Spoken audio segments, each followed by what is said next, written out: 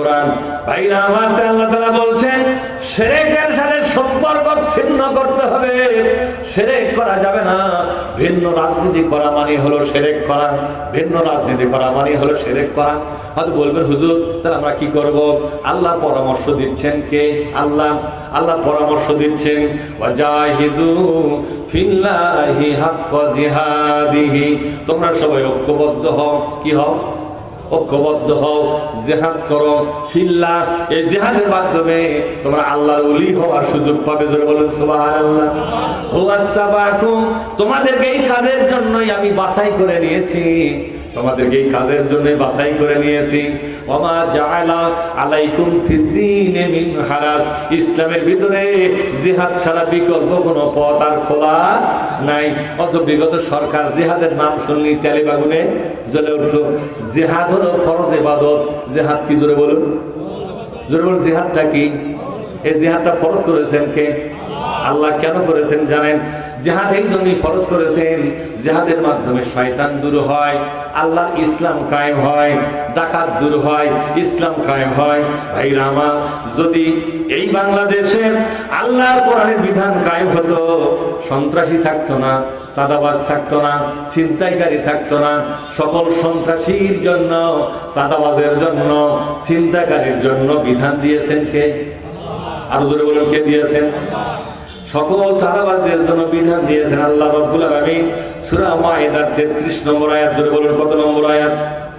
সূরা মায়েদার 33 নম্বর আয়াতের মধ্যে আল্লাহ রাব্বুল আলামিন এই সন্ত্রাসীদের জন্য, চাঁদাবাজদের জন্য যে বিধান দিয়েছে তা শুনে নেন।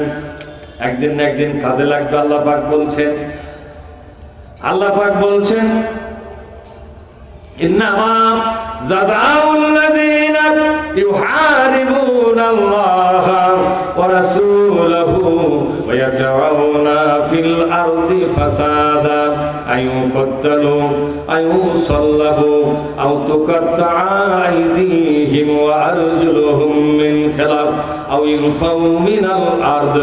আল্লাহ পাক বলছেন কোন সন্ত্রাসী, কোন চাঁদাবাজ, কোন ছিনতাইকারী, এরা যদি ধরা পড়ে, দেখো আগে তাদের 5টা মৌলিক প্রয়োজন পূরণ আছে না নাই? খাদ্য, বস্ত্র, বাসস্থান, শিক্ষা এবং চিকিৎসা।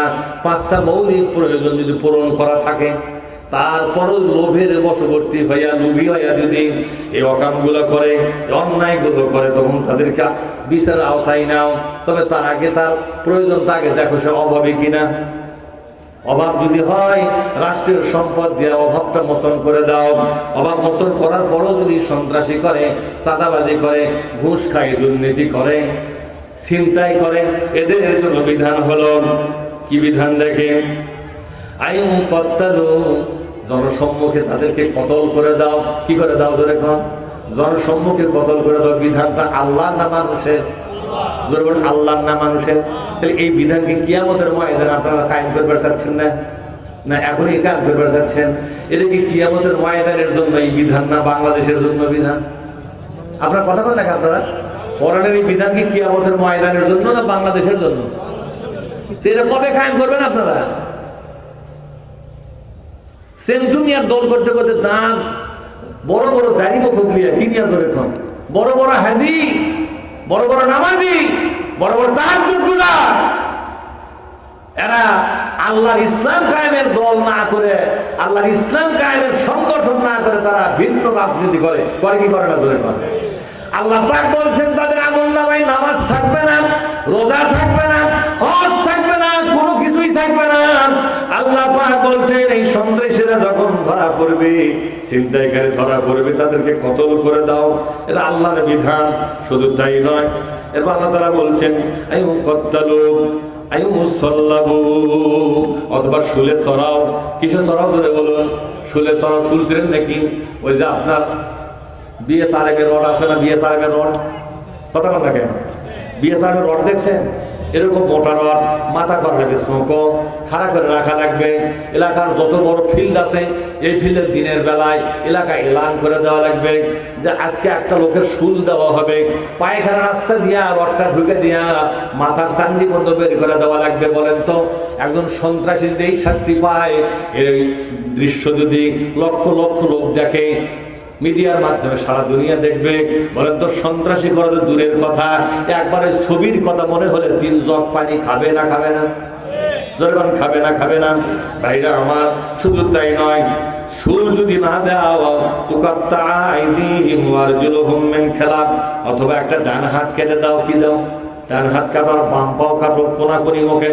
অথবা যদি ওই লোকটা যদি বলে আমার বাম হাত কেটে দাও, তাহলে বাম হাত কাটো এবং ডান পাও কেটে দাও। মানে 1 হাত আর 1 পাও, 1 হাত আর 1 পাও। সন্ত্রাসী, দুর্নীতিবাজ, চাঁদাবাজ। বলেন তো বিগত সরকারের আমলে হাজার হাজার কোটি টাকা দুর্নীতি করেছে, এদের হাত পাও কাটা লাগবে কি লাগবে না? কথা বলেন না আপনারা? ওই মূলা চোরের জন্য, গরু চোরের জন্য হাত পাও কাটার দরকার নাই। সন্ত্রাসী চাঁদাবাজি করে যারা দেশটা উজাড় করে ফেলাছে, ফোকলা করে ফেলাছে, দেশটাকে ফকনির ঝোলা দিয়ে গেছে, এই সন্ত্রাসী, এই দুর্নীতিবাজ লোকদেরকে যারা বড় বড় পদে চাকরি করেছে, বড় বড় পদে ক্ষমতা দেখালো, তারা যখন দুর্নীতি করে চলে গেছে, এরা কি অভাবের কারণে দুর্নীতি করছে নাকি? কথা বলেন না আপনারা? অভাবের জন্য কি দুর্নীতি করছে? এদের শিক্ষাগত যোগ্যতা আছে না নাই? সব থাকার পরও কেন দুর্নীতি করলো? এই নেতাদেরকে ডেকে নিয়ে আসা, ইসলাম কায়েম করে বিদেশ থেকে টেনে টেনে নিয়ে আসা, ইসলাম কায়েম হওয়ার পরে যেই নেতা যে এলাকার, সেই এলাকার একটা বিরাট ফিল্ডে 1 হাত আর 1 ঠ্যাং কাটা লাগবে কিনা? কথা বল না কেন? 1 ঠ্যাং আর 1 হাত কাটা লাগবে কিনা? এরপর আল্লাহ তাআলা বলছেন, এরপরে লোকটা বাঁচে বাঁচুক, মরে মরুক, পাতাল লোকে 1 ঠ্যাং 1 হাত কেটে দাও। কেন সে দুর্নীতি করলো? শুধু তাই নয়, এবার আল্লাহ তাআলা বলছেন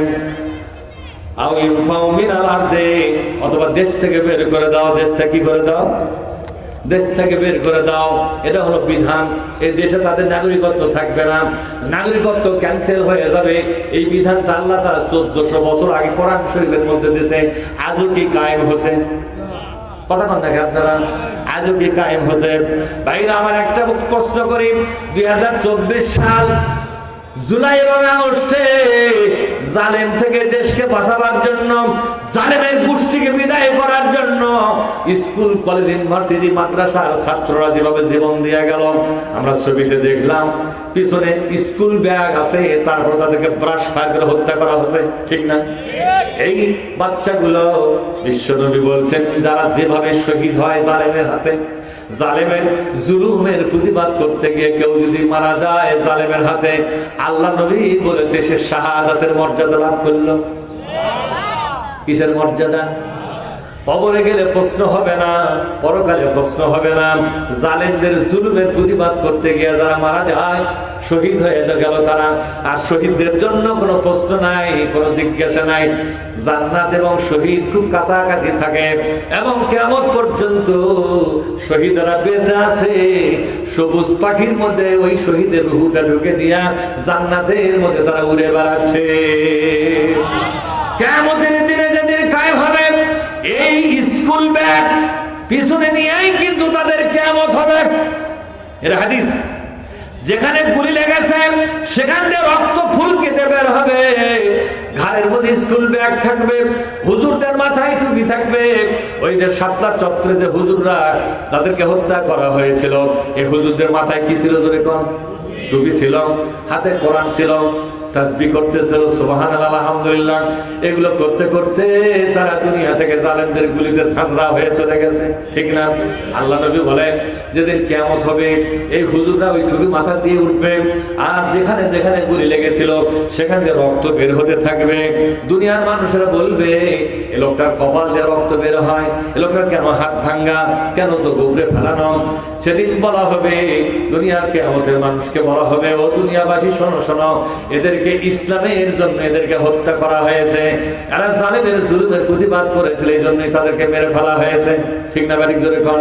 ভাইরা আমার, সেই দিন যদি বাংলার মুসলমানদের বিরুদ্ধে একটা মামলা করে, কি করে জোরে কোন? কথা বলেন নাকি আপনারা? একটা মামলা করে, এই মামলা আল্লাহ তোমার কাছে এই বাংলার মুসলমানদের বিচার চাই। কি বিচার? আমরা স্কুল পড়ুয়া মানুষ, 7, 8 পড়তাম, 9, 10 পড়তাম, college, intermediate, first year, second ইয়ারে পড়তাম, মাস্টার্সে পড়তাম, মাদ্রাসায় পড়তাম, হাফিজি লাইনে পড়তাম, আমরা হুজুর ছিলাম, তালিবে ইলম ছিলাম। এই জালেম থেকে দেশকে বাঁচাবার জন্য আমরা জীবন দিয়ে গেছি, কিন্তু এই জালেম বিদায় হয়ে গেল, দেশটা স্বাধীন হয়ে গেল। 2024 সাল 5ই আগস্টে একটা একটা স্বাধীন দেশ মুসলমানদের হাতে দিয়া আমরা কবরে শুয়ে পড়েছি। মা আমাদের জন্য কেঁদেছে, বাবা কেঁদেছে, ভাই কেঁদেছে, বোন কেঁদেছে, তারপরও জীবন দিয়া দেশটা আমরা স্বাধীন করে দিয়ে আসলাম। আমাদের আশা ছিল জালেম মুক্ত, জুলুম মুক্ত বাংলাদেশে তোমার কোরআন কায়েম হবে, কিন্তু তারা কোরআন কায়েম করলো না। ও সিন্টু মিয়ার দল যারা করতো, সিন্টু মিয়ার সাথেই থাকলো, কথা ঠিক না? বল্টু মিয়ার দল করতো, বল্টুর সাথেই থাকলো। সলিমুদ্দিন পার্টি করতো, সলিমুদ্দিন সাথেই থাকলো। কোরআন কায়েমের উদ্যোগ কেউ নিল না, কোরআন কায়েমের জন্য কেউ দায়িত্ব নিল না।